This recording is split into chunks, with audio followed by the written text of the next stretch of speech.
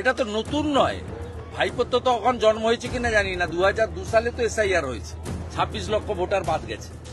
মৃত ভোটার, ভুয়া ভোটার বাংলাদেশের মুসলমান পশ্চিমবঙ্গে থাকবে কেন?